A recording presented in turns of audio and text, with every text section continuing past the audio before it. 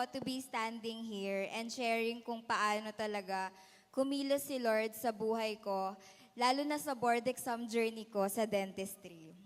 To be honest, hindi po siya naging madali. Hindi talaga. I failed my first and second take at sobrang sakit nun for me. And doon talaga ako inattack ng kaaway. Dumating ako sa point na kino-compare ko na po yung sarili ko sa iba na parang, Lord, bakit sila nakausad na? Ako, ilang take na pero wala pa rin nangyayari. Naririnig ko sa isip ko yung mga lies ng kaaway. Sinasabi na, wala ka pala eh, hindi ka naman enough. Hindi mo kaya, baka kasi hanggang dyan ka na lang talaga. Ay, pero kahit ang gulo-gulo na, kahit feeling ko ang hopeless na, hindi ako binitawan ng Lord. He kept reminding me of His promise. Isaiah 41:10, "Fear not, for I am with you. Be not dismayed, for I am your God. I will strengthen you, I will help you, I will uphold you with my righteous right hand." And during the process of me trying again, may mga araw talaga na nakakapagod lang talaga. Kasi same routine. Gigising ng sobrang aga, uuwi ng gabi, tapos aaral na naman. And 4 months yun. Daming miss events, daming di ko naman to deserve moments, paulit-ulit, and sobrang nakaka-drain. I even asked God, Lord, may nangyayari pa ba? Worth it pa po ba itong ipaglaban? Baka hindi naman po talaga siya para sa akin. Pero God is so good. He answered me nung pre-board exam ko po sa isang review center. Nagulat ako kasi who would have thought na nakapasok po ako sa top 10 ng batch namin. Na that was God's way of saying, "Anak, I see your efforts, tuloy ka lang." Then the actual board exam came. 5 days po kasi yung board exam namin. 3 days theoretical, 2 days practical. So sa last day po ng theoretical exam namin, doon po ina-announce kung saan po yung testing site for practical exam. And nag-pray lang po ako specifically, Lord, sana UE Manila ako and wag NU MOA. Kasi sa Pasay po yun, ang layo. But then, God really surprised me. Kasi yung mga katabi ko po, yung mga kagrupo ko po sa board exam, kasi may batch po yun, di ba, sa PRC. Tinatawag na po sila sa NU MOA. And sabi ko, syempre nag-reroute yung prayer natin, no? Ay ko, Lord, sige kung ito po talaga yung will mo. Sige, push na natin to, Lord. Alam ko naman kasama kita. And yun nga po, but God surprised me. Na-assign po ako sa UE Manila. And guess what? Ako po yung number 1 sa listahan. And in that moment, ramdam na ramdam ko po talaga na He is moving. At habang naghihintay po ako sa result ng exam, surprisingly, ang kalmado ng puso ko. Hindi po ako because it was God who gave me peace.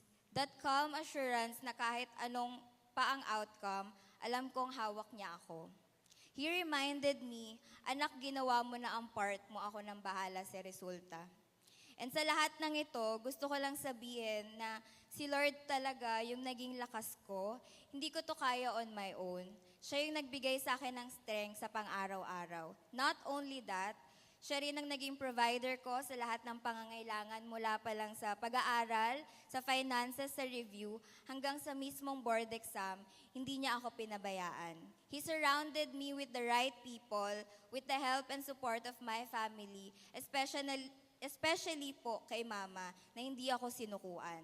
They always assured me na it's okay to try again. Mentors, friends, churchmate, lahat sila nag-pray with me, umalalay at nag-remind sa akin na kapag anak ka ng Diyos, hindi ka talo.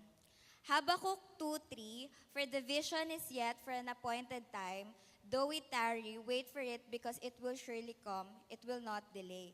Isa din po ito sa mga verse na pinangawakan ko na nakadikit po sa pader ko sa kwarto. At na sinasabi niya lang sa akin na, anak, hindi ka late, may perfect timing ako para sa'yo.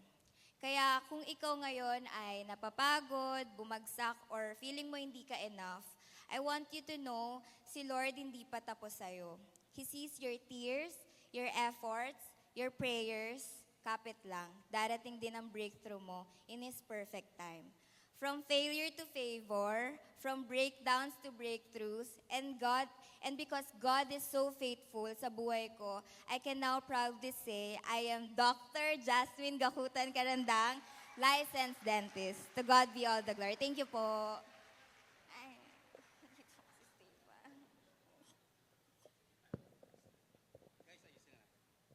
Okay, habang pinapaayos ko sa team natin, nakakatuwa po si Jazz. Ang liit-liit pa lang niya, doktor na siya.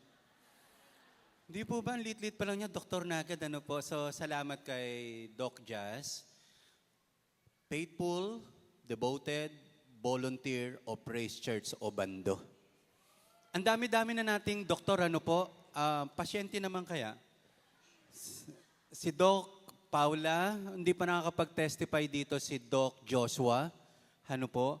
Dati pinapangarap lang natin magkaroon ng mga doc dito tayo anak, baka mabunutan tayo ng ngipin. Ano po? So, salamat sa Panginoon, ang tagumpay ni Jazz ay tagumpay nating lahat. Amen? Isa po ito sa pag-aaralan natin, paano matuwa sa tagumpay ng iba. Paano mag-celebrate sa ginagawa ng Diyos sa buhay ng iba. Pag kaya nyo na pong matuwa sa ginagawa ng Diyos sa iba, hindi ipagkakait ng Diyos ang para sa atin. Can I hear amen? Ang dali lang para mag-testify kay Jazz, pero kung may idea tayo, gaano kabigat, gaano karaming gabi, gaano karaming hirap, mas lalo nyo pong maunawaan. Ang tamis ng tagumpay, minsan po, ay dumadaan muna sa mga mapapait na sitwasyon, hindi madali, pero makikita natin si Jesus ito. Let us pray, Father God. We give you all the glory. We give you all the praises. Ano man po naabot ni Dr. Jazz, O God, galing po ito sa inyo. Nakakatuwa, pero we believe sa puso niya ngayon, another challenge na naman. Paano siya magpe-perform? Paano siya magpuput up ng clinic? Paano yung next chapter niya? Lord, pagkasama ka namin, hindi na bali, hindi namin alam yung dulo. Ang alam namin, sinasamahan niyo po kami. Nalagpasan namin ng mabigat, madali na po yung kasunod. Kaya salamat po, si Dr. Jazz, Panginoon, na hindi lamang po basta dentist, magaling, mahusay, mapagkakatiwala ang dentist. Kaya ang buong Praise Church family nagpapasalamat sa tagumpay na naranasan niya kasama ng kanyang pamilya, cell group at buong church. We give you all the glory in Jesus' name. Amen at amen. Once again, malakas na palakpak, Dr. Jazz. God bless, anak. God bless. God bless. Wow, thank you, Jesus. Hindi pa dumarating yung mga kainuman ko, kaya inihanda ko muna yung silya. Sa mga alam, yung silyang ito, marami sa atin, galing yung mga marunong tumagay. May iba pagka ganito pa, yung una, para sa demonyo. Pati demonyo kasali sa fellowship Si Gary naman nakaka-relate agad, Ikaw Gary talaga, mahal na mahal ko yung Gary na yan. Okay?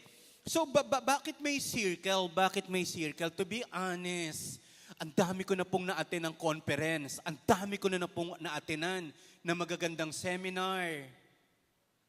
Pero bakit sa maliliit na grupo, doon ka matinding natututo? Bakit sa simpleng kwentuhan, may kirot at may totoong dating sa buhay? Cute lang po yung maraming tingnan. Pero ang totoong pagbabago, nasa maliit na grupo. Kaya sinet po talaga natin yan. Pag-uusapan natin, how to love where you live. How to love where you live. Serving the city through everyday community. Titingnan po natin, sisikapin natin mas maging mabilis yung talakayang ito po, Tingnan niyo po, kasi ang dami nagtatanong sa atin, Lord, ano ba talaga purpose ko? Lord, ano ba talaga yung plano mo sa life ko? Hindi ba? Lagi tayong laging yan ang tanong natin, laging yan ang hugot natin. Laging, Lord, ano yung purpose? Lord, ano yung plan mo sa buhay ko? Okay lang naman magtanong po na ganito. Okay lang. Pero naitanong mo rin ba, kung ikaw naman yung tanungin ng Diyos, anak, paano mo minahal yung city na pinaglagyan ko sa iyo? Minsan, sobrang layo ng tingin natin at pangarap patungkol sa plano at layunin ng Diyos sa iyo. Kung sabihin kong, ang plano at layunin ng Diyos sa iyong buhay, wala sa malayong lugar, kundi nasa kinaroroonan mo. Sa lugar na nakatira ka, sa lugar na kung saan nag-aaral ka, sa lugar kung saan nagwo-work ka, diyan din sa may kanto na tinatambayan din natin minsan. Minsan ang layo ng tingin natin kapag pinag-usapan yung purpose at plano, and yet ang plano at purpose pala ni God sa iyo, kung saan ka naroroon ngayon? Tinanong mo na ba ito? Nasagot mo na ba ito kung tatanungin ka ni God ngayon? Anak, minahal mo na ba yung city na pinaglagyan ko sa iyo? Sino po kaway-kaway lahat ng mga taga Manila? Mabahong Manila. 5 araw na tayong walang. Okay, sa pintasan natin yung gobyerno natin, hanap na lang tayo ng taga Hakot. Ano po? Kasi kung magsisisihan tayo, lalo lang tayong babaho. Ano po? Taas nga kami ng mga taga Caloocan. Yan o, dami rin Caloocan. Quezon City. O ayan may mga taga Quezon City tayo, mga taga Obando. Okay? May Kawayan. Valenzuela. Iran. Okay, ginegera ngayon, ano po? Ukraine, Pakistan, ano po? So, tingnan, natanong niyo na po ba sa sarili niyo po yon? Oo nga, no? Ano yung ginawa mo sa lugar na pinaglagyan sa iyo ng Diyos? Do you think hindi nagkataon na diyan ka nakatira, diyan ka nagtatrabaho? Galing po nung ano? Yung pinakita natin habang kinakanta natin The God of the City. Iyan yung sinasabi ko po sa inyo na mamaya titingnan pa natin mabuti. Pero gusto ko lang muna po mag-sink in sa atin bakit ka inilagay ni God sa lugar na kinaroroonan mo ngayon. What is the purpose? What is the plan? Father God, Holy Spirit, speak to us, Lord. Hindi po kami pang 2 hours every week Christian. Hindi ka lamang namin tuwing Sunday service na e-encounter. We believe every day we are Christian, every day we are church, every day we are community. Kaya sana, Lord, kung ano man yung ginagawa namin, magkakaroon ng magandang ripple effect ito sa lugar na kinaroroonan namin. And even sa pagsasama-sama namin ngayon, pagbalik namin sa lugar na kinaroroonan namin, may iba ng dating, may iba ng pagmamahal. Thank you so much, so God. In Jesus' name, amen at amen. Malakas nga akong palakpak para sa Panginoon. Wow! So, point number 1, talakayin lang natin, marami sa atin, again, uulitin ko, naghahanap ng direction, pero ang kailangan natin, devotion. Ang totoo, hindi ka naman maliligaw kung devoted ka. Hindi ka maliligaw kung devoted ka. O pastor, kasi sabi sa Acts chapter 2, verse 42, they devoted themselves. Ibinigay nila yung kanilang sarili, itinalaga yung kanilang sarili. Ang totoo, hindi ka maliligaw kung meron kang seryosong ginagawa. Sige, tagalugin muna natin. Ano sa ibang salin ang word na devotion? Pag sinabing devoted. So, pag sinabi palang devoted sa Acts chapter 2, pwedeng ganito muna. Yung mga early Christians sa Acts chapter 2, seryoso sila sa kanilang pananampalataya. So, gusto nila na talagang lumago, tumibay sa pananampalataya. Hindi basta-basta, kundi committed talaga sila na mag-aral ng salita ng Panginoon sa fellowship, pakikisama, at sa pananalangin. Ang devoted po, hindi once in a while. Once in a blue moon. Hindi po ganon. Pag sinabing devoted, seryoso sila. Sabi nga natin, seryoso. Pag seryoso, hindi seryosong mukha, yung parang hindi maipinta. Ang seryoso iba, consistent, committed. Ang iba pa palang term ng devoted, hindi sila pabaya. Inaayos nila yung schedule nila, inaayos nila yung priority nila, para yung pag-church hindi naapektuhan. Para yung pagbabasa ng Bible, hindi po naaagaw ng kahit anumang bagay. Kaya kahit yung pagla-like group nila, consistent po yun. Hindi sila pabaya. Medyo masakit po yung word nito, ha? Minsan, kaya rin naman ganito ang itsura natin, pabaya ka rin eh. Huwag ka na lang mag-pray na bigyan ka ng Diyos ng kalusugan, mag-exercise ka na lang. Habang nagpe-pray ka na, kumakain ka ng chicharong baboy, Lord, tulungan niyo po akong lumakas ang aking katawan, tinira mo ng bituka. Pagkatapos, umiinom ka pa. Huwag mo nang ipag-pray sa Lord na maging malusog ka, mag-exercise ka na lang. Amen? Sabihin mo nga sa katabi mo, mag-exercise ka na lang. Kasi kahit 100,000 ang mag-pray sa iyo, kung pabaya tayo sa kalusugan at katawan, sorry to say, mahirap. So, ang word na devoted, hindi sila pabaya, seryoso talaga sila sa pagsunod kay Jesus, hindi lang paglinggo. Biro mo kung kasing bait tayo nung araw ng linggo sa araw-araw, imagine ko anong buhay natin. Ngayon, ang mga anak dito masunurin. Ang mga tatay, walang mainit ang ulo. Ang mga nanay, walang paladaing pag nasa church. Ang babait natin. So, ang meaning ng devoted, hindi sila pabaya, seryoso, talaga sila sa pagsunod kay Jesus araw-araw. We are not a Sunday Christian, 2 hours Christian. We are 24/7 Christian. Can I hear amen? Okay. So, tingnan pa natin. In summary, pag sinabing devoted, seryoso, tapat, tuloy-tuloy. Tapat, seryoso, tuloy-tuloy. Yun po yung devoted po natin, ha? Nakakalungkot po, according sa survey ngayon ni Barna, hindi Darna, Barna. Ngayon daw po, ang sukatan ng active sa church, at least once a month nakakapag-church ka, active ka. Wow. Imagine mo nga, minsan ka lang isang buwan kumakain, ano kaya ang itsura mo? Kahit sa eat all you can ka pa kumain, kung isang araw lang sa loob ng isang linggo, mamamatay po tayo. Ito lang ang makuha nyo po, panalo na po tayo. If you are devoted, you are serious, committed.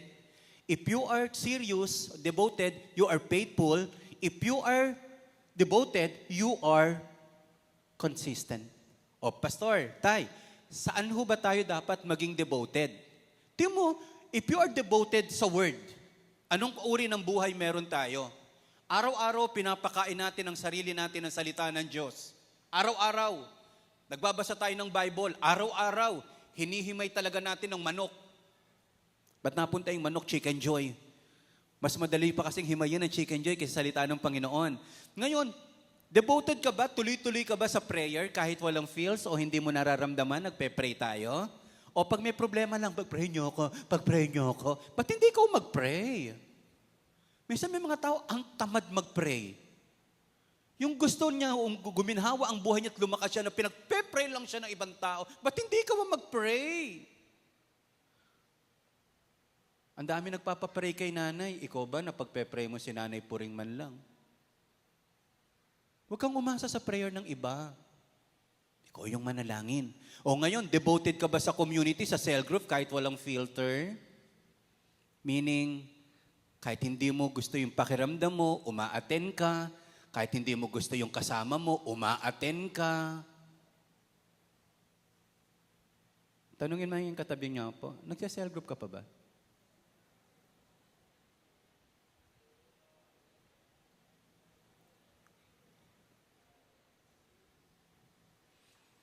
Ito po yung, kaya nga po kahit mga pastors ngayon, inilalagay ng Diyos sa puso ko po. Dapat even kami mga pastors, may totoong cell group. Kasi may mga bagay kami na hindi rin masabi sa ibang mga leaders natin.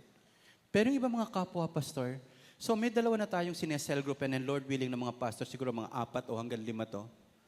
Gusto ko lang po talagang yung talagang tumulong din kasi karaniwan din, ganun din ang nararanasan nila sa kung anong dinadaanan po natin. There's no something new. Are you devoted, serious, tapat, tuloy-tuloy sa Word? Naku, kung tayo tuloy-tuloy sa Word, baka yung Bible natin namamagana sa laki. Kasi pag laging binabasa yung book, kumakapal siya lalo. Hindi po ba? Hindi kumakapal ang mukha. Kumakapal yung yung Bible. Kung devoted tayo sa prayer, naku, nakita na natin ang pahuhinat na natin, katulad ni Nanay Puring. 95 years old nung June 25, napakaganda, napakatibay ng pananampalataya, at pinagpapala ang kanyang buong angkan at pamilya. Can I hear amen? O, palakpakan naman natin si Nanay Puring. Happy birthday, Nanay Puring. Ano po? May inihanda po yung iba na candle, 95. Kaya lang baka kapusin na si Nanay ng hininga, gumamit na ng oxygen. Nakita niyo na ba kung anong pwede maging picture ng buhay ng isang taong sub-sub sa Word, serious sa prayer, at may cell group? Hindi ka pwedeng walang cell group, yung laging ikaw na lang matampuhin, o kaya laging ikaw magaling, hindi mo sila kailangan. Pag hindi ka nagse-cell group, kaya ko na kahit wala ang iba. Oy, ang yabang mo naman. Hindi po natin kayang mag-isa. We need people na tutulong po sa atin. Kaya humanap po kayo ng mga tao na mga pwedeng gamitin ng Panginoon para tayo magpalakasan. Amen po ba tayo doon? Saka again, hindi to once in a while. Ngayon po, ito yung picture. Kami po ni Nanay Lena, pati sa mga outreaches, gusto naming i-model. Sagot namin ni Nanay Lena ang Praise Church Manila. Kami, in a sense, kami magpapalitan sa word, pag-i-speak, pagkatapos, even mentoring, kung di po kaya, siya po yung Kaya sa mga outreach po, masanay na po kayo kung sino yung asawa, at ito po, kayo po yung magtulungan. At wag po kayong pupunta sa isang lugar na inaalaw nyo po yung wife nyo or husband nyo na siya lang. Sana lagi kayong magkasama. Ano po? Delikado po pag nag-iisa. Amen? Sabi mo sa katabi mo, delikado pa nag-iisa. Baka ibang kamay na yung hinahawakan mo. So ang problema sa atin, hindi sa hindi mo alam ang iyong gagawin, ang problema natin, ito yung root cause, wala kasi tayong devotion. Tanggap ko na hindi mo alam agad ang maraming bagay at wala naman taong ganun. Even ho tayo na pastor, hindi ko po alam kung anong gagawin natin sa susunod na taon. Minsan hindi ko po talaga alam, pero hindi po yun ang problema ko. Ang problema ko, nagpe-pray ba ako? Nagse-cell group ba ako? Nagpe-pray ba ako? Kasi hindi pwedeng lumabas yung direction kapag may devotion. Can I hear amen? Kaya ka nalilito, kaya minsan hindi natin alam ang gagawin natin. Sabi nga sa G12, hindi ka nauubusan ng lotion, pero kulang ka sa devotion.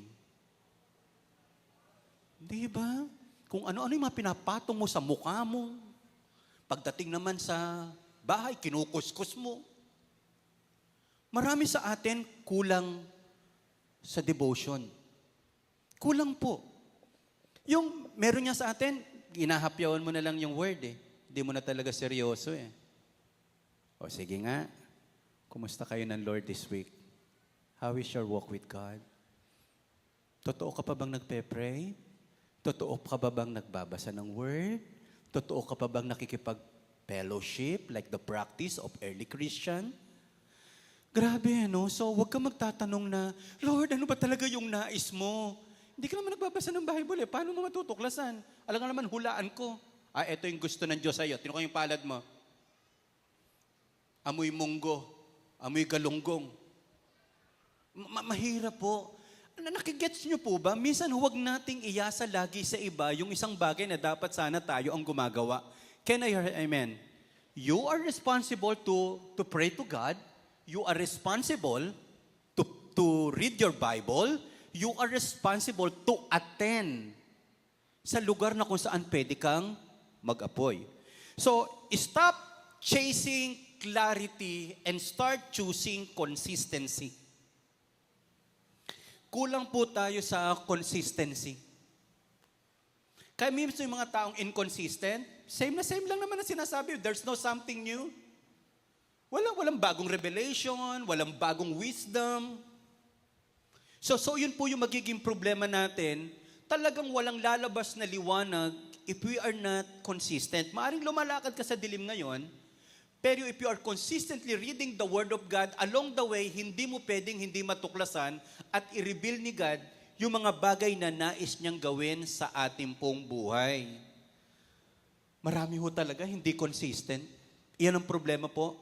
Di po ba, imagine mo, if you are consistent na nag-exercise, if you are consistent uminom ng vitamins, if you are consistent na talagang grabing tumutulong, ibang-iba na ang buhay natin. Majority ngayon po, lahat sa atin, ang problema natin, consistency. Sabi niya natin, consistency. May iba ho kasi, parang si Gary Valenciano, Mr. Pure Energy. Yung gagalingan ngayon, bukas tamad na. Meron pong ganun. Kaya sabi ni Pastor Manric, hindi siya masyadong attracted sa passionate. Lalo kung kabataan ka. Siyempre, dapat punong-puno ka ng energy. Kailangan, mas attracted ako sa bata pa lang, punong-puno na ng wisdom. Dahil consistent siya nag-aaral. May laman ng utak.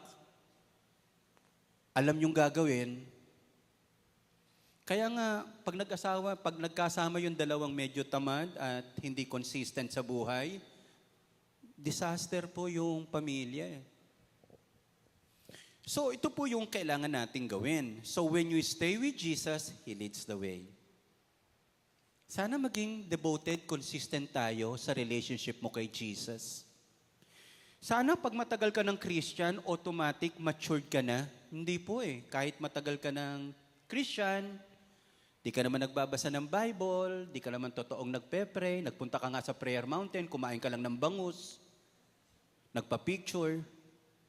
Mas gugustuhin ko po yung araw-araw nagpe-pray ka kaysa isang taon pumunta ka sa prayer mountain tapos hindi ka na nag-pray.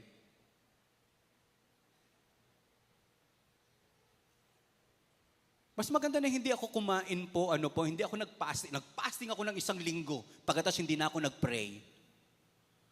Wala sa intensity ang labanan. Pare, mare, mga anak, consistency ang labanan sa buhay. Pumalakpak nga po, lahat ng tinatamaan. Come on. Lakasan pa po natin yung alam mong para sa akin to. Yes. Hindi mo pwedeng hangaan yung taong may topak sa buhay. Yung lagi na lang tinotopak. Yung minsan lang mabait, hindi consistent. Yes, siyempre, yung anak natin. Alam natin yan, bata yan. Pero kung ang tagal mo na, hindi mo pa ba nako-correct yan sa buhay mo? Hindi mo pa ba nako-correct yung attitude mo na yan? Hindi mo ba nako-correct yung tama mo na yan? O mapapatawad kita kung ganyan ka, baby Christian ka pa lang. Yun ang mahirap pag wala nako-correct sa atin. So yun po yun. Kaya nga, pag si Jesus, laging konektado ka, ituturo niya yung daan. Ituturo niya po. Embrace Jesus. Hindi po si tatay, hindi po ang cell leader nyo. It is God na totoong makapagpapabago sa buhay natin. So again ang problema natin, ito ang totoo. Hindi ka maliligaw, hindi ka windang kung devoted ka. Hindi ka laging parang nangangapa, hindi ka parang laging lutang kung tayo po nakababad sa presensya, sa salita ng Diyos, at sa panalangin. Can I hear hallelujah? Okay, so number 2, tingnan natin to Ayan real talk lang to, real talk lang po yan. Hindi ibig sabihin po, leader ka na, exempted ka na sa devotion. Hindi ibig sabihin, leader ka na, exempted ka nang hindi mag-life group. Sino nagsabi sa iyo? Hindi po ibig sabihin, may mataas kang katungkulan, even ako as a pastor, exempted na ako na hindi mag-pray. Ay, wala pong ganun. Hanggat nabubuhay, kailangan connected tayo kay Jesus. So number 2 is, hindi lang pag may service, pag may worship service, yun ang church. Church happens wherever may love, word, at community. Ito po, yes, church din naman to, pero church building to. Kung ang attitude natin sa church, yung atin lang tayo ng 2 hours, pagkatapos punta na tayo, wala na tayong pakialaman, anong pinakaiba natin sa ibang simbahan? Minsan lang din sila. Alam nyo yan, yung makapag-boss-boss nga ng kasalanan. Kung ganun yung picture ng church natin, mukhang there's something wrong. There's something wrong na kailangan nating i-correct. Ang church pala, hindi yung building. Ang church, ikaw. O sige nga, kung kayo po ay, matatalino ang praise church eh. Ano po? Sa church, ilan po ang bawel? Hindi yung bawel yung dumumi, iba po yun ha. Kumusta yung bawel mo? O, sa church po, ilan ang bawel po? Anong letter? Lakasan nyo nga po. Lakasan nyo nga po. Sabihin natin sa katabi natin, you are the church! Consonant. Huwag na natin sabihin yung consonant. Mahina tayo sa grammar. So sana ibaguhin natin ang picture ng church. Ang picture ng church, hindi 2 oras, 1 linggo, wala nang pakialaman. Hindi po yun ang church. Ang early church, nagtitipon sila sa mga bahay. Ang simbahan ay komunidad, hindi lokasyon.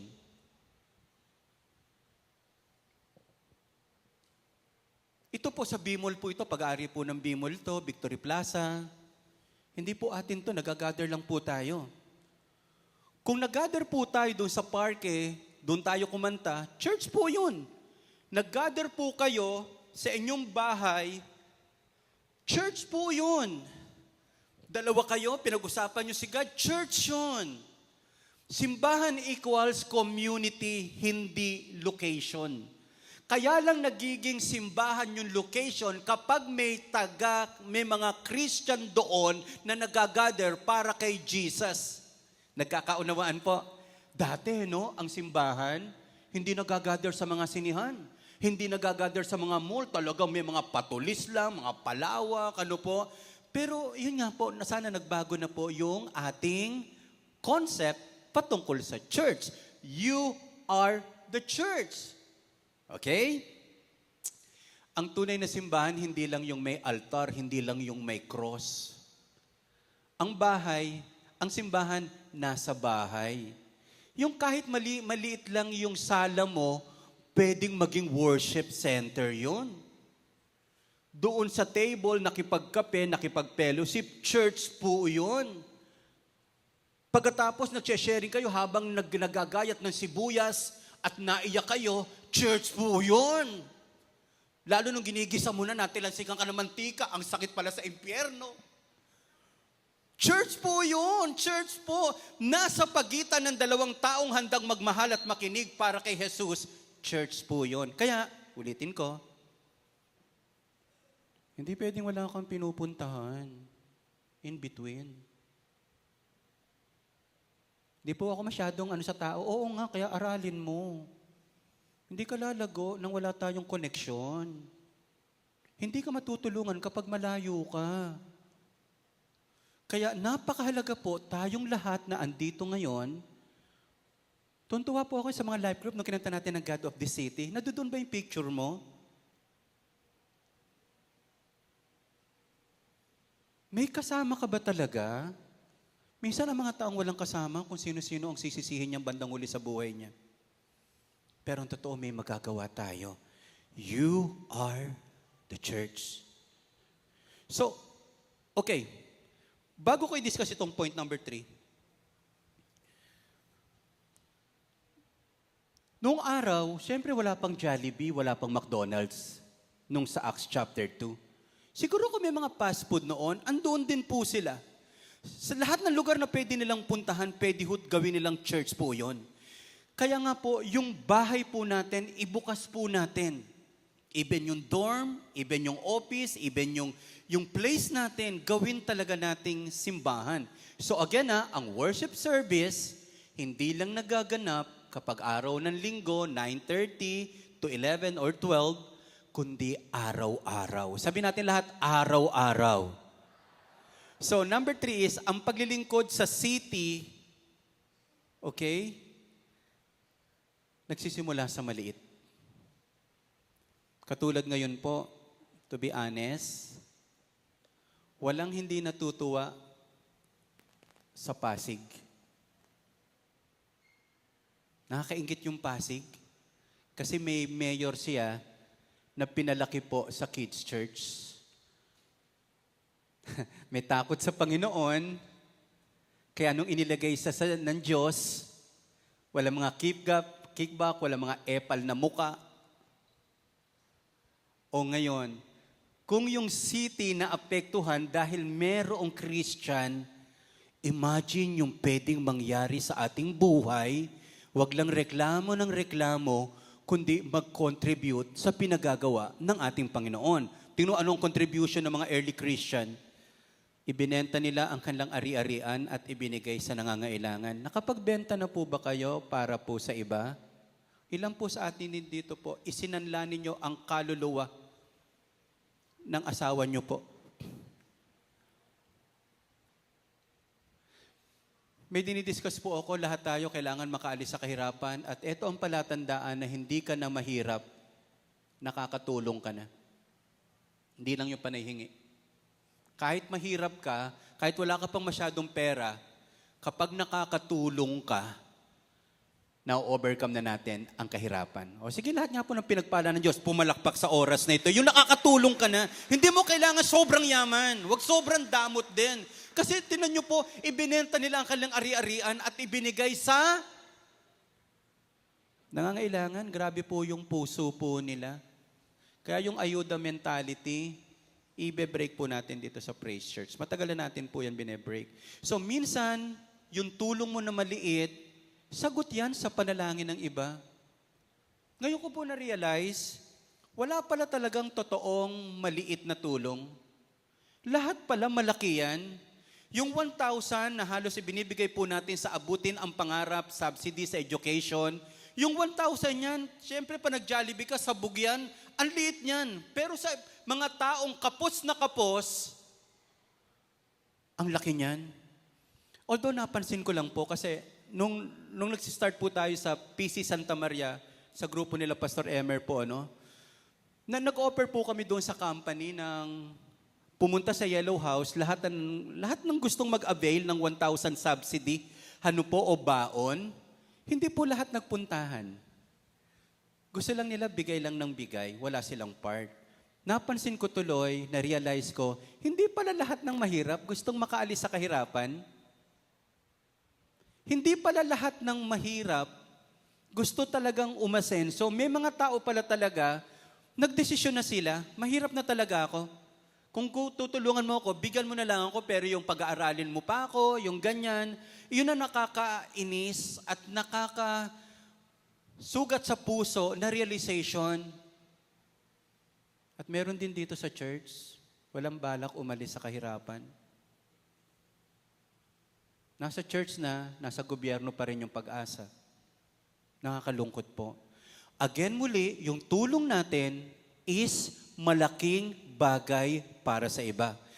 So tingnan nyo po, maliit pero may dating. Simpleng kumusta.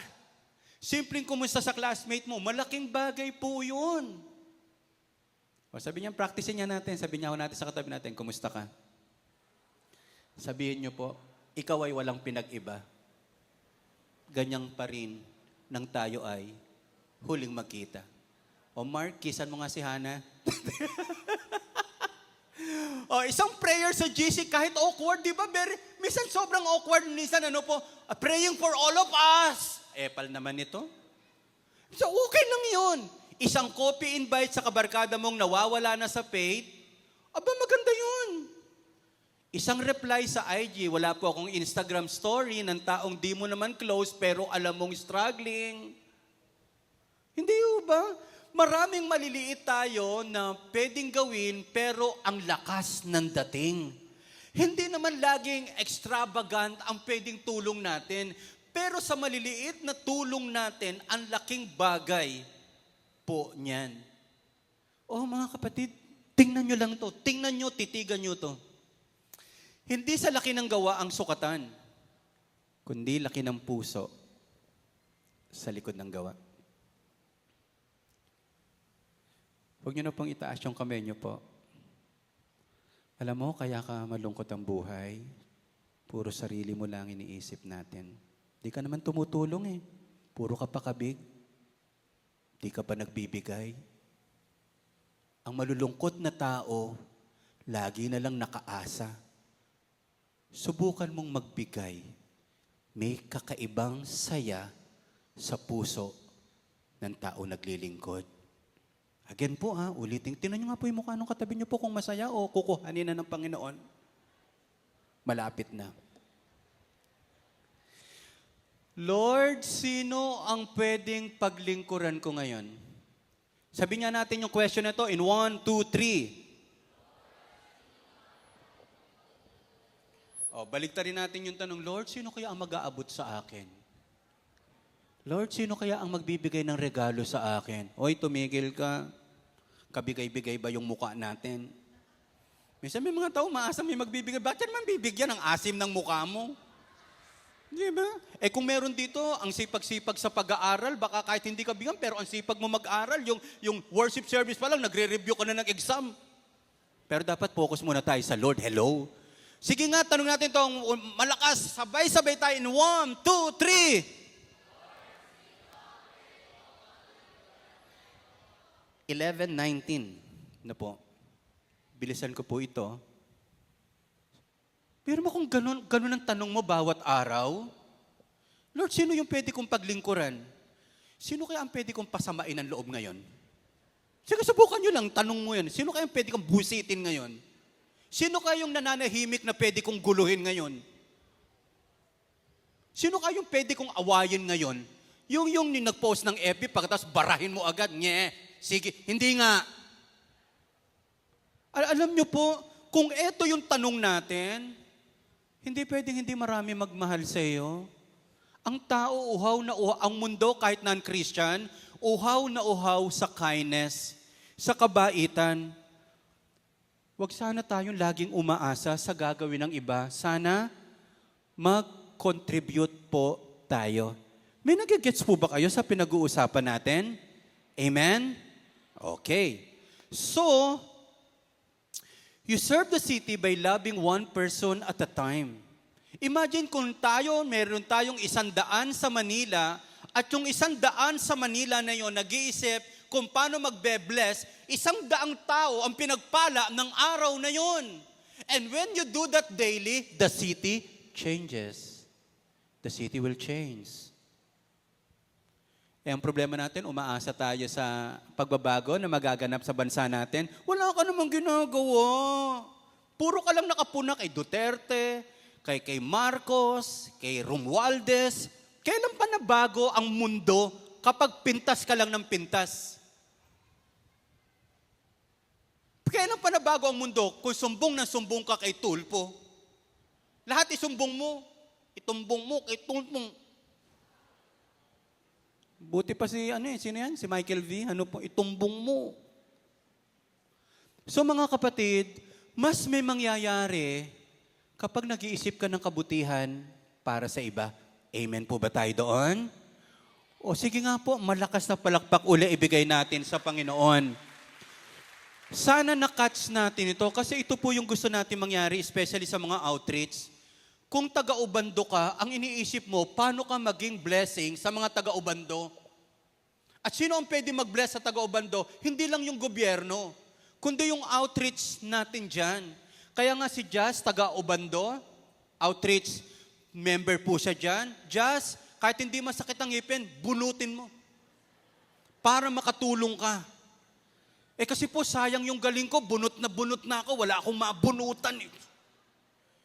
Hindi ba? Sobra-sobra na yung pera mo. Pagpapayaman ka pa rin ng pagpapayaman. Magbigay ka naman. Tumulong ka naman. Mura lang ang kabaong. Pag namatay tayo, hindi natin magagamit lahat yan. Narito pa yung kapatid natin taga-Dulce. Nasaan ba si Kaway-kaway ka, kuya. Okay, mga kapatid, kung meron daw mamamatay ng mas maaga ngayon, discounted po ngayon kila Dulce. Nandiyan po si kuya. Si kuya po, manager ng Dulce po yan. Lapitan nyo lamang po. Gary, ikaw naman. Hindi ba? Basta yung ganyan lang, ano po. So, tingnan lang natin. Si Vincent, medyo malaki kabaong nito. Vincent, ang laki talaga nito. Pangdalawa, ano po. Pero huwag kang mag-alala, ilalapit kita, anak, ano po. So, wala mo nang kukuhanin po, ah. So, mga kapatid, paano natin ibe-bless ng mga taga Santa Cruz, yung mga taga Manila? Paano ibe-bless ng mga taga Quezon City? Naku, ang laki ng Quezon City lalo. Hindi kaya to ni Mitch.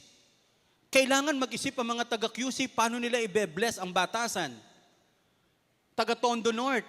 Naku, sa Tondo North, mabagsik. Wala pang, ang dami nang hihingi po doon sa pier, sa ganyang bagay.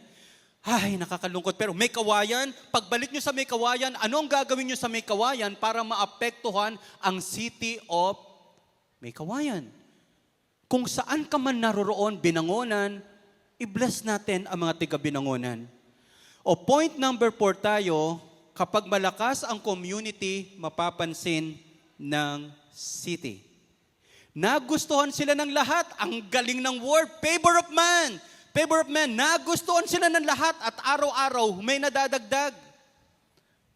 O, tingin muna po kayo sa akin. Saglit lang, tingin muna po kayo sa akin. Ano kaya gusto ni God? Grow bigger o grow stronger? Sige, ulitin ko po, ah. Grow stronger o grow bigger? Gusto ba ni God lumago tayong malaki o lumago tayong matibay? Dito po ako natatakot. Pag gusto natin magparami sa church, may hina naman, mauubos din tayo. Hindi ba ang maganda? Maganda is maging malakas. Pag malakas ka, lalago ka. Pag mahina kang humarap sa problema, hindi ka lalago. Pag mahina kang humarap sa mga hamon ng buhay, hindi gaganda ang iyong buhay. Pag lagi ka na lang nakaasa sa iba, sa tulong ng iba, at hindi mo kayang tumayo sa sarili mong paa, hindi po tayo magtatagal sa buhay. Kaya nga, ang ambition natin is to grow stronger and quantity will follow. Can I hear amen? Tingnan niyo po ito. Ito yung challenge natin dito sa main, sa mga outreaches, sa bawat cell group. Paano kaya tayo magiging totoo sa isa't isa? Yung maging authentic. Maging authentic yung pagmamahalan natin. Maging authentic yung pagtitinginan natin. Kung totoo ang pagmamahalan, hindi yan kayang i-ignore. Kapag totoo ang community, kahit hindi mo i-market, lalapit ang tao. Ang ganda ng pagtutulungan nila. Ang ganda ng pagmamahalan nila. Ang ganda ng pagtitinginan nila. Kaya sabi pala sa Bible, sa John chapter 13, 34-35, if you love one another, makikita ng mundo na tayo nga ay disciple. Kaya ang challenge natin ngayon, mga kapatid, hindi yung, alam mo po, yung mga, pag may kakarinig ka, yung mga taong yan, plastic naman eh. Yung unang nagsabi na yun, siya yung pinaka-plastic. Ayan, mga ipokrito naman yan. Yung nagsabi na yun, siya yung unang pinaka-ipokrito. Yung nagsabi, yan, mayayabang yan eh. Yung nagsabi, siya yung totoong mayabang. Kasi ang may malinis na puso, kahit may pangit na nakikita, maganda ang lumalabas sa kanya. Can I hear amen? Sa taong marumi ang isip, lahat marumi. Sa taong lahat may malinis na isipan, lahat malinis. I challenge you, brother, sister, check your heart. Kung nayayabangan po kayo sa akin, talk to me. Kung naaasar kayo, just be honest. Perfect ba tayo? Hindi. Pero may grace. Amen? Hindi tayo judgmental. Kasi lahat tayo binabago pa ng ating Panginoon. Ang kailangan muna natin, maging authentic. Come as you are. Hindi natin kailangang maging sobrang pabibo, minsan iba gusto lang spotlight. Gusto lang appreciation ng tao. Paano kung wala na noon? Kaya nga, alam nyo ho, hindi mahihirapang lumago ang outreach na nagmamahalan. Hindi ho mahirap. Ang part ng Diyos, siya yung magpalago. Ang part natin, maging authentic yung pagmamahal natin. Sabihin nyo nga sa katabi nyo po, sige na nga, mahal kita. Kahit mahirap kang mahalin. Di ba meron naman talagang ganyan eh. Mahirap mahalin, pero dyan nga binibuilding God, yung puso nating mapagmahal. Hindi ka magiging mapagmahal kung puro nasa paligid mo, mapagmahal. Kaya ka nagiging mapagmahal kahit may mga taong hindi perpekto, hindi mo kasundo, pero nakikita mo, nagiging para kang si Jesus para sa Kanya, na minamahal mo siya sa kabila ng pagkukulang kahinaan. Lahat na nakakakonect, pumalakpak ng malakas para sa Lord. Loob na nga lang ng pamilya natin, di tayo nagkakaunawaan eh. Asawa mo na nga lang, hirap mahalin eh. Di ba? So yun ang point natin mga kapatid, na ang nais ng Panginoon, patatagin tayo. Patatagin tayo. Pag may nagkakasakit, di ba ang sarap, may nagdadala ng lugaw. Lalo yung gagaling kung may itlog sa tokwat baboy. Amen? Gusto niyo po ba ng tokwat baboy next Sunday? Magdala po kayo.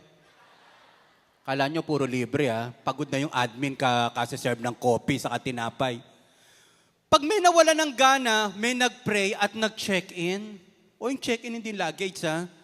Yung kapag may nawawalan, parang pinanghihinaan, may nagpe-pray at may nangungumusta. Di po ba? O number 3, kapag may nahihirapan, may nakikinig, walang judgment. Sana i-practice nga natin ito. Kung may sinabi sa cell group, ingatan mo naman yung sinabi sa cell group. Minsan, totoo po yun, ano? Halimbawa, gusto mo siyang ikwento, paalam ka muna sa kanya, ate, pwede ko bang ikwento yung pinakapaborito mong kasalanan? So ang point natin is, we need to respect yung bawat isa. Kasi hindi tayo lalago pag may issue ng mga betrayal, issue ng hindi pala mapagkakatiwalaan yung grupo na to. So, again, ayusin natin. Pag may nahihirapan, may nakikinig, walang judgment. Ang ganda niyan, pag may win, lahat nagse-celebrate, di nagko-compete. Alam niyo po, ang immature na tao, gusto niya, siya lang lagi ang sineselebrate. Siya lang laging binibigyan, siya laging binobola. Matuto naman tayong i-celebrate yung tagumpay ng iba. Sabi ko nga po sa inyo, si Dr. Jazz, may inggit po ba kayo sa bigat ng pinagdaanan niya? Kaya nga po siya papaliit ng papaliit eh. Kung hindi pa po siya nakapasa, baka ngipin na lang po siya ngayon.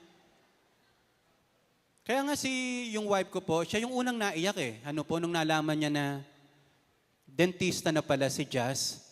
Imagine mo yung pressure na hindi ka nakapasa. Lagi may nangungumusta. Nakapasa ka ba?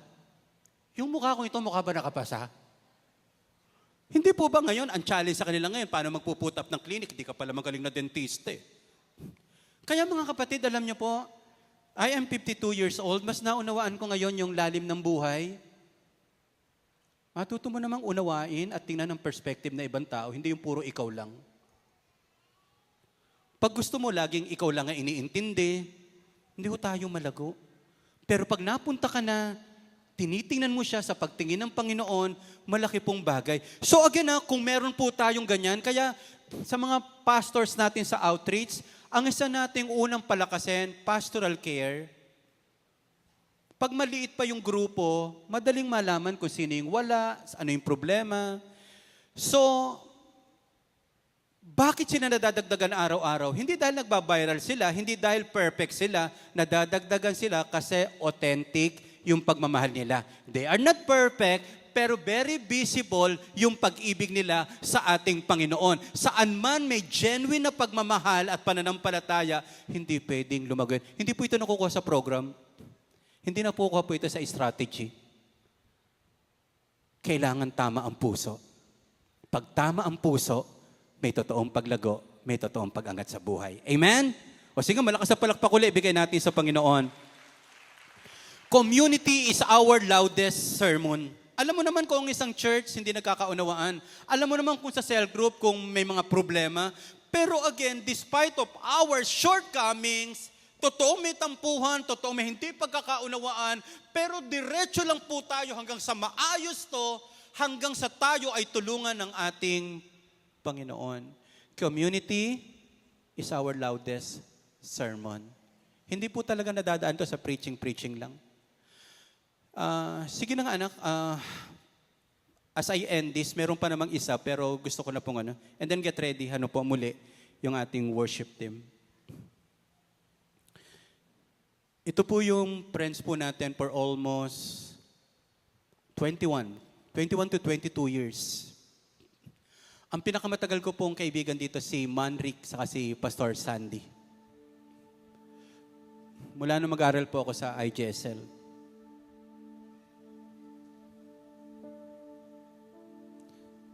Maraming tao may kaibigan pero walang totoong kaibigan.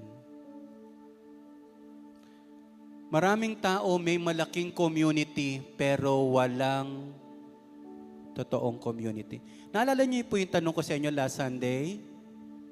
Sino nakakakilala ng totoo mong pagkatao at sino yung tumutulong sa iyo para ka maging kawangis ni Kristo? Hindi ka pwede maging Christ-like nang walang tumutulong sa iyo. Itong mga taong ito, kasama po natin from thick and thin sa buhay po natin. Nakita niyo naman po, pati yung asawa namin po magkakaibigan. Sa mga occasion, sila po talaga.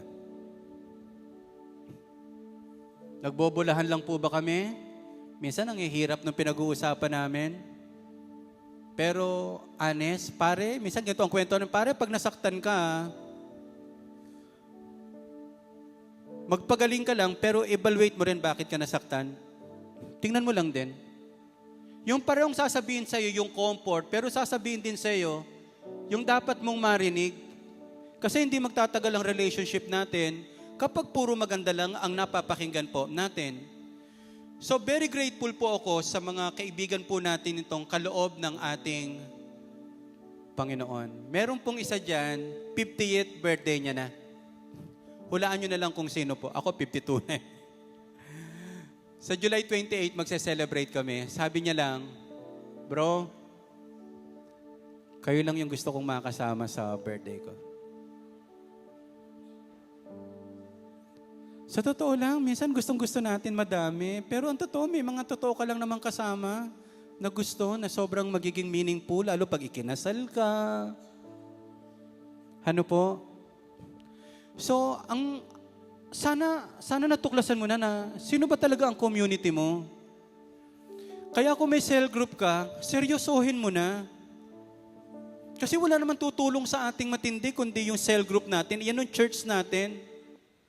Again, we are not perfect. We are not perfect. Pero it is God who help us. Point number 5, this is last. Manatiling nakatanim kay Jesus. Acts 2:42, they devoted themselves to prayer. Iba yung nakatuntong ka sa panalangin. Iba po. Hindi mo kayang mag-serve sa iba kung wala kang connection kay Jesus. Alam niyo po bang pwede mong gawin ng tama at ma-burnout ka? Pwedeng tumutugtog ka, pwedeng nagse-serve ka, pwede kang ma-burnout. Kasi pwede ka naman mag-serve nang hindi nagpe-pray eh. Pwede ka naman magpakanta na wala kang personal time with Jesus. Kaya minsan, ang nakikita natin, parang problema natin yung iba, pero at the end of the day, your devotion to Jesus, through prayer, dun po, pag may disconnection na tayo kay Jesus, ang laki na ng problema natin. Hindi ko po matatanggap na ang dami nating pinagkakaabalahan, wala kang time kay Jesus. Saan ka kumukuha ng lakas? Saan ka kumukuha ng talino? You cannot sustain the vision kung hindi ka rooted sa source. Pupunta tayo ngayon sa outreach, kahit hindi na nagpe-pray, talagang pagbalik mo, burnout ka. Kasi may disconnection sa source kay Jesus. So my challenge to you is, get in touch with Jesus palagi. Ang vision na walang devotion, pagod. Ang hirap pa naman kausap ng pagod. Ang hirap pa naman kausap ng taong gutom. Ang hirap pa naman kausap ng taong disconnected. Pero pag may devotion ka kay Jesus, pag may time ka kay Jesus, pag may moment ka kay Jesus, there will be a direction, there will be strength, there will be joy. Kaya pag isang taong galit, mukha ni Satanas yung nakikita mo, hindi si Jesus eh. Pwedeng pagod ka, pero full of joy.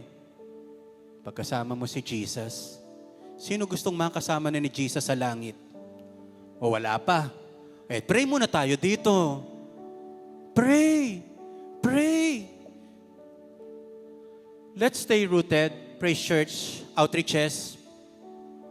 Una, tigit sa lahat, itanim mo ang sarili mo sa presence ni God. Itanim mo, lalo kang maging uhaw. Kung uhaw ka noon, mas lalo ka dapat uhaw ngayon kay Jesus. Let us stay close. You cannot afford to do the ministry na malayo kay Jesus. Pwede nating ma-deceive ang tao na parang ang close mo kay Jesus. Magre-reflect yan. Magre-reflect, hindi natin kayang dayain ang anointing. We can serve, we can lead, but without devotion, burden yan. Burnout. Last anniversary, nag-vision casting po tayo, Spiritual Temple. Magdadala tayo sa Nabotas Convention Center ng 2,500 people. Pinipigure out ko lalo, minsan di ko maisip, paano nga ba natin talaga totoo itong gagawin? Pero yung po nakita kong sikreto, yes, tama, minsan walang clarity, pero kapag may devotion, may lalabas na clarity. Pag may devotion, may lalabas na plano. Alam nyo po, we will gather 2,500 people. Ang kailangan lang pala natin, 250 live groups. Kabuuan na may tigte 10. Hinati ko pa nga ito sa 13 kasi meron pa tayong Nueva Ecija, meron pa tayong Talavera. O Nueva Ecija, meron pa tayong Novaliches. Self-sustaining, self-governing, yun ang napipicture ko po. Yung kapag bumukod, kapag tumayo, talagang kaya nilang tumayo at isustain ng Panginoon. Tinuos ko po yung 13 na churches natin. Tigna 19 small group lang. Na may tig sa 10. 250 leaders na po tayo. 250 cell group. Ang problema natin, kapag naghihintay kayo may darating, hindi ka naman nagse-cell group. Ngek. Paano mabubuo yun? Ang liit lang pala nito. Ang liit lang. So, Honor God 25, gather 2,500 people to attend our 25th church anniversary at the Nabotas Convention Center by building 250 live groups with 10 members each by May 24, 26. Hindi mo na ako after, halimbawa, nawala tayo sa Victory Mall, Victory Plaza. Ang dami nating 10 outreaches. Yung iba sa atin, punta po kayo doon. Wag naman sana, binaha tayo. Punta po kayo sa mga outreaches natin. At kung makapag-establish talaga tayo ng community, yung lugar na yung bahay natin, doon tayo nagse-cell group, tuloy ang church. Tuloy ang church. Kung tayo pong lahat tayo may cell group. Lahat tayo may life group na inaatinan. At magiging pagpapala tayo sa city. Kaya ang prayer natin ngayon, Lord, gawin mo akong sagot sa panalangin ng iba. Gamitin mo ako hindi lang sa stage. Oy, pakiusap ko lang po, Beric anak, lahat ng nagsasayaw, magkakaroon sila ng sarili nilang cell group. Lahat ng choir, magkakaroon sila ng sarili nilang cell group. Lahat po nung ushers natin, biro mo may usher pala tayo, architect. Wow! Kaya ang kakaririn natin, hindi lang for the next 6 months, pangmatagalan na po ito, we will declare that Praise Church will become Acts 24/7, 247. 24/7, 24 hours a day, 7 days a week, meron tayong pakialaman. So, Lord, gawin mo akong sagot sa panalangin ng iba. Gamitin mo ako hindi lang sa stage, kundi sa simpleng mesa. Tanggalin mo ang pride, palitan ng puso na handang magmahal. Gawin mo akong parte ng pagbabago sa lungsod, araw-araw, starting today, starting with me. Sa mga outreaches natin, 20 na life group, pataas. Siguro, bawat outreach natin, may 20 naman na bilang. Hindi natin hihintay mag-SOL habang inaayos pa po namin yan.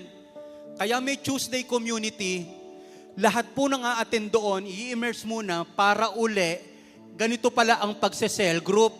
Kasi ang problema ko ho, minsan, nag-cell group nga, doon lang naman nagchismisan. Hindi po cell group yun. So, ang maganda po is, total andito na tayo. Seryosohin natin. Tayo tayong lahat. Let me ask our worship team. Sige po, pwede nating pakitanggal na rin to. Tayo tayong lahat. Hindi ko mainom anak yung kape, sobrang tapang. Ano ba? May black coffee pa ako, ano po? Wow, thank you Lord. Ito ang challenge natin. Handa mo bang ipagamit yung bahay mo para magkaroon ng community? Amen?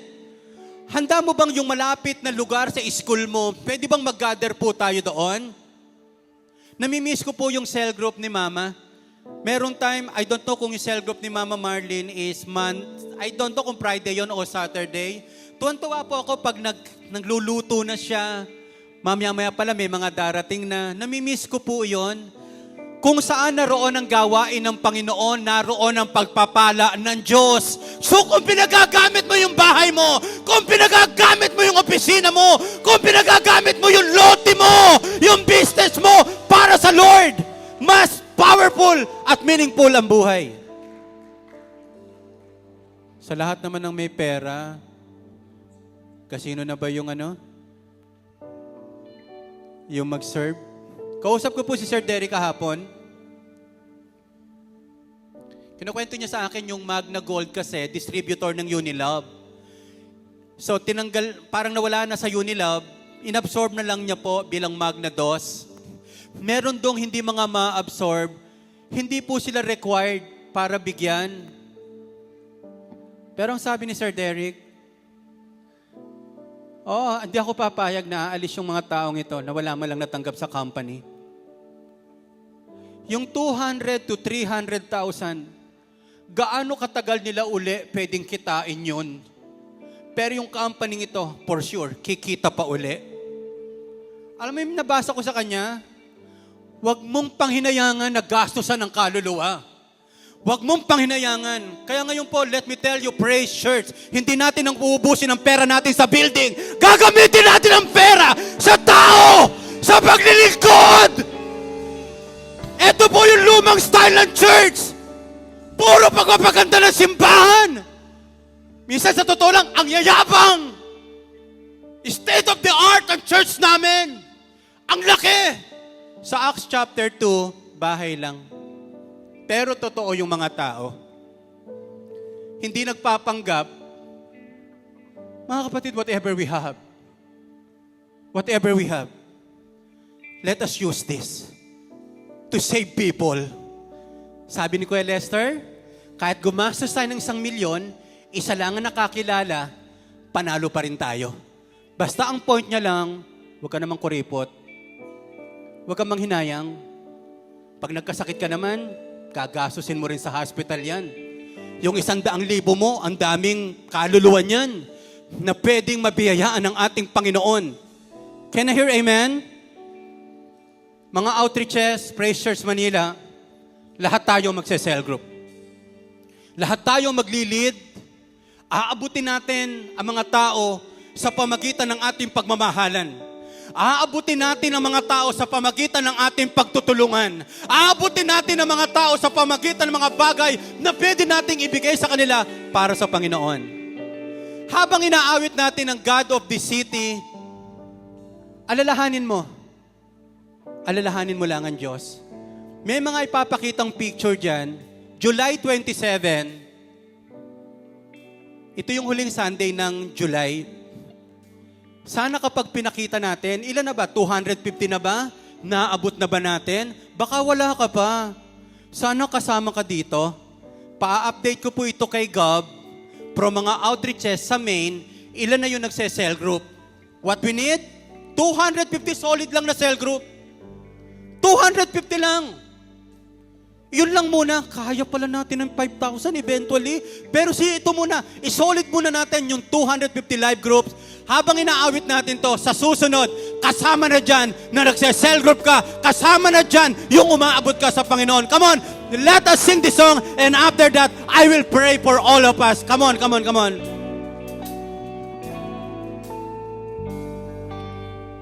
You're the God of this city. You're the King of these people. You're the Lord of this nation. You are. You're the light in this darkness. You're the hope to the hopeless. You're the peace to the restless. You are. There is no one like our God. There is no one like our God.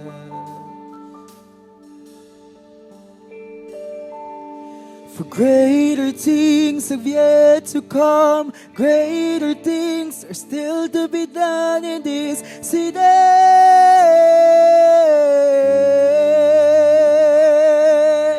Greater things have yet to come, greater things are still to be done in this city.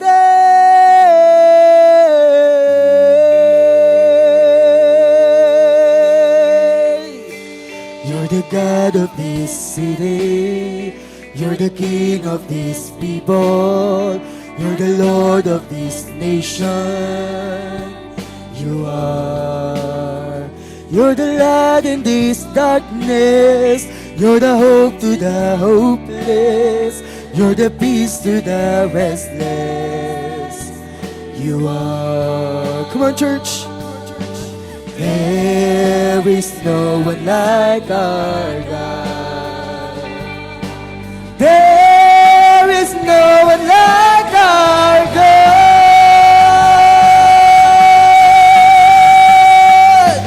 Greater things have yet to come. Greater things are still to be done in this city.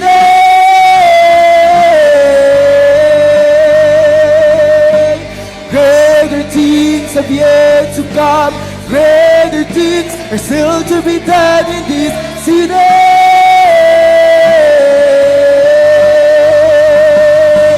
Greater things have yet to come. Greater things are still to become in this city.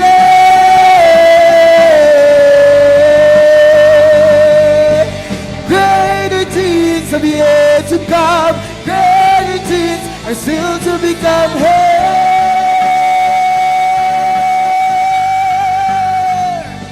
Greater things are still to become here.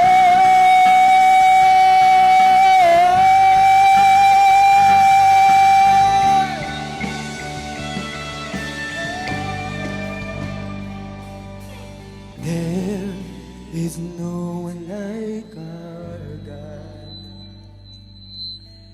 There is no, come on, church. Our God. There is no one like our God.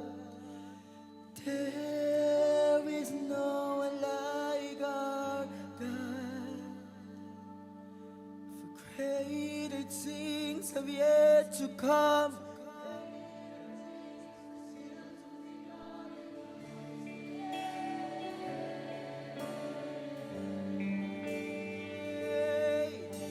For greater things have yet to come. See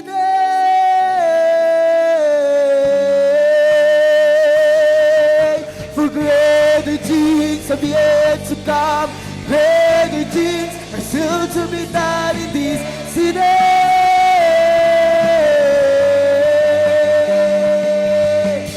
Greater things have yet to come.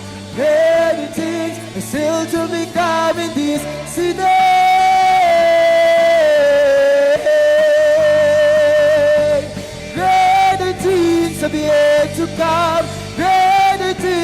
soon to become hair.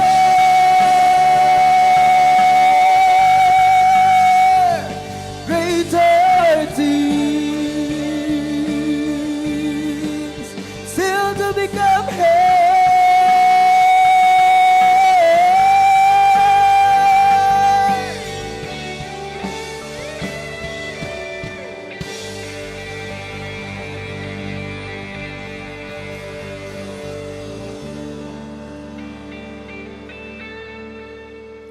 Eleven months na lang. 11 months.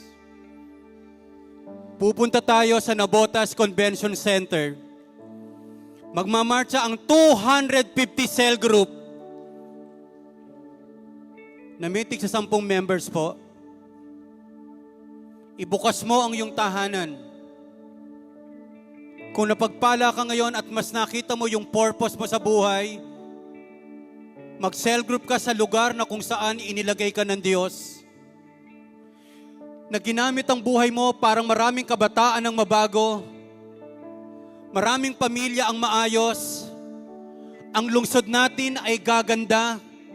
Ang lungsod natin ay uunlad. Hindi lang Pasig ang mababanggit. Mababanggit ang Manila, mababanggit ang Obando, ang May Kawayan, ang Quezon City, ang Rizal or Binangonan. Kasi andun ang church! Kasi andun kayo, nagse-cell group kayo! Ang Tondo North, ang Manila! Hallelujah, hallelujah, ang Valenzuela! Ang ganda ng warning ng mayor ng Valenzuela. Inaayos namin ang edukasyon. I warn you mga gangster, subukan yung guluhin ang pag-aaral ng mga batang ito. Makakatapat nyo. Wow, I love that kind of leadership. Habang may nag-aayos, may demonyo na nanggugulo. Sana focus lang tayo sa Word. Kung lahat tayo na ito ngayon, ibubukas lamang natin ang bahay natin, madaming mababago ang buhay. Iwanan na natin yung wala tayong pakialam, kwentuhan lang ng kwentuhan sa nangyayari, wala naman tayong ginagawa. You are game changer. You are God's catalyst. Ikaw ang gagamitin ni God. Hindi ka perfect, katulad ko, pero mag-start ka kahit tig-isa lang, 2, 3 tayo, hanggang mabuo natin ang community totoo, community nagmamahal sa Diyos, sa salita ng Panginoon, at sa community na ipinagkaloob sa ni God. Taas natin 2 kamay natin sa Panginoon. Father God, we can do something to our city. And we will love where we live. Lord, may kakaibang kurot sa puso sa lugar na kung saan doon kami ipinanganak. Bakit merong pagkakataon hindi naman maganda yung lugar namin, pero bakit merong malasakit? Bakit merong kurot? Kasi nga, Lord, naunawaan na namin ngayon, meron kang malaking dahilan sa lugar na kung saan naroon ang puso na aming pinagmulan. Panginoon, wala ritong magiging walang pakialam. Lahat kami nagmamalasakit. Lahat kami nagmamahal.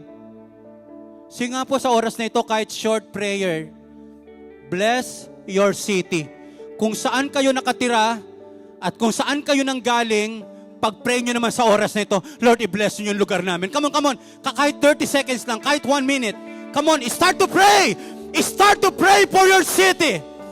Start to pray. Start declaring blessing. Start declaring salvation.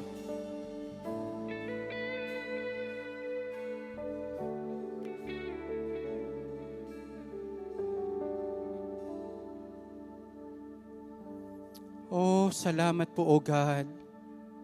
Salamat po, O Diyos. Salamat po, Panginoong Jesus. Hallelujah.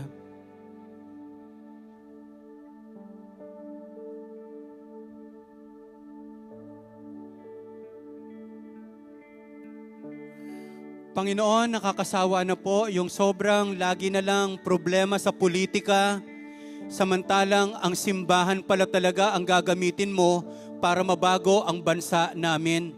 Magsisimula ito sa maliliit na lansangan, kainan, bahay, May malaking epekto ito sa aming syudad, sa aming bansa.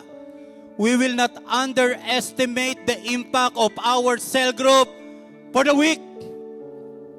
Father God, ito rin yung magiging itsura ng mga outreaches, oh God. Active sa buong isang linggo, magkikita sa linggo just to celebrate yung ginawa mo sa aming buhay, Panginoon. Kaya ka bine-bless ni God to bless others. Kaya ka inaangat ni God para iangat ang iba. Oh, hallelujah! In the name of Jesus, there will be a great revival and new fire in your heart. Now is the time to take it seriously. Yung lugar na pinaglagyan sa iyo ng Panginoon, yung lugar na ibinigay sa iyo ng Diyos, wag kang papayag na hindi sila i-meet. Wag kang papayag na i-cancel lagi ang cell group mo. At wag kang matatakot magsimula o magbukas o mag-involve. Ang city mo ang makikinabang kapag ikaw ay nabago at doon natin mag-glorify talaga si Jesus. Panginoon, ingatan niyo po ang aming puso. Banal na Espiritu, huwag niyo po kaming pahintulutan gumawa ng isang bagay na wala ang iyong kalooban o pangunguna, Panginoon. Lagi mo kaming ide-direct, lagi mo kaming pangungunahan, O God. We submit to your will, Holy Spirit, you're our guide. Thank you so much, O God, in Jesus' name. Amen at amen. Malakas sa palakpak ibigay natin sa Panginoon.